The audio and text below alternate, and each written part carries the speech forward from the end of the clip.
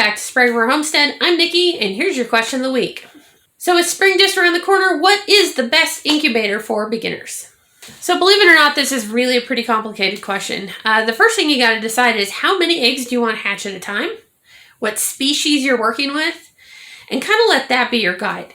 If you're just doing like quail, you can get one of the smaller tabletop incubators, something like, I think it's a Nature Right or one of the small Brinsies, and you can do a whole lot of quail in it. It's all pretty automated.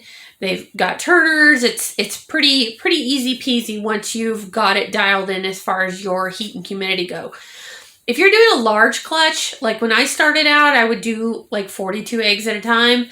I used the old styrofoam Hovebators. I had a 1602, I think is what it is, 1602N with turner. It's a still air. They tend to be pretty cost effective and overall pretty efficient, easy to start with incubator. You can do a lot of different stuff in the Hovebator, which is really kind of nice. I can't remember what, Little Giant makes one too. They make rails for different species. I had the chicken rails, so I would do in my turner, I could do the chickens, or I could do ducks, or I could do turkeys. But you can also do smaller stuff. You can get quail rails for it. You can also do geese in it and turn them manually. I don't like the geese rails or goose rails because the eggs are so tall. They come too close to the heating element for me. But it's a good all-around incubator to start with. If you're really wanting hands-off, though, there's a lot of really good incubators that are fully automatic. I prefer the Brinsi of everything.